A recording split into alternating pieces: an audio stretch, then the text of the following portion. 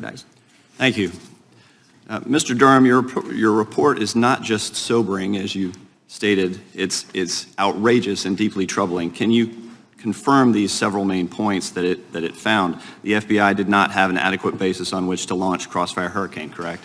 That's correct. The FBI failed to examine all available exculpatory evidence, correct? Correct.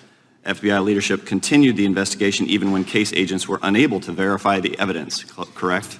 That's correct. The FBI did not interview key witnesses in Crossfire Hurricane, correct? Correct. And individuals within the FBI abused their authority under the Foreign Intelligence Surveillance Act, correct? Correct. The FBI immediately opened Crossfire Hurricane as a full counterintelligence investigation. What other options could the FBI have taken rather than immediately opening such an investigation? Attorney General Edward Levy essentially created the guidelines in this area, these three divisions of assessments, preliminary, and then full, although they were different names at the time. That has evolved over time and become more particular. In this instance, the information that they had received from Papadopoulos about a suggestion of a suggestion, and not anything about emails, but just a suggestion of a suggestion, was sufficient and would have required the FBI to take a look at, well, what is this about? You open it as an assessment, and then you would analytically go try to collect intelligence that either supports or refutes or explains that information. That's the whole purpose of it. You assess it, and then you can move to a preliminary investigation, and if the evidence bears it out, then you go to a full investigation where you have all the tools available, including the most intrusive physical surveillance and electronic surveillance of U.S. citizens. And here they just immediately went to open it as a full investigation without ever having talked to the Australians or gathered other evidence. Right, so investigators relied on misstatements by the confidential human source, ignored exculpatory statements made by Papadopoulos in submitting the FISA application to surveil Carter Page, correct? That's correct. Is it true that an FBI employee fabricated this evidence? Can you expand on that fabrication and the reliance to support that FISC application? In connection with one of the extensions, the final extension or renewal of the FISA on Carter Page, one of the agents who had come on board wanted to be certain that there was information that was their information as to whether or not Carter Page had been a source of information to the CIA, and pressed Kevin Cline Smith in the General Counsel's Office of the FBI on that point.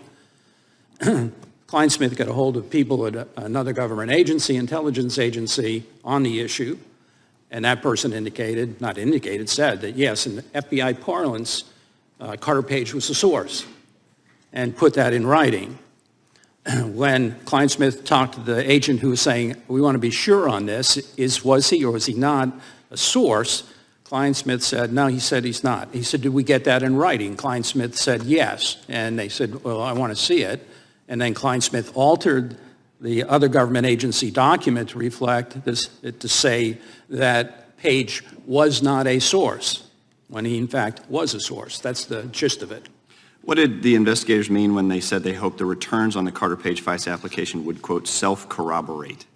That is another troublesome thing. The agent they're saying, well, if we can get on surveillance, electronic surveillance of Page, then we'll find out essentially whether we really do have probable cause or not. I mean, it would self-corroborate in that sense. Are investigators supposed to corroborate information before or after it's included in a FISA application? Yeah, you have to have that before you intrude in the liberties of American citizens. In fact, the FBI is required to follow its Woods procedures, which the FBI adopted to ensure the accuracy of the information contained in FISA applications, correct? That's correct. And did the FISC ever criticize the FBI's handling of the Page FISA application? Yes. And what were some of those concerns that they raised?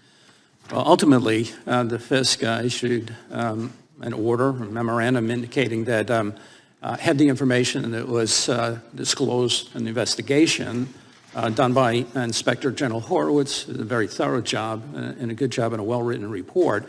Had they known that, at least the second and third renewal applications would not have established probable cause. And I think the the Department of Justice acknowledges that as well. If the FISC had all of the information that I think is included in this report, I think it's highly doubtful that there would have ever been an application submitted, and if it was submitted, that the FISC would have ever granted that order. Thank you. I yield back. Yields back the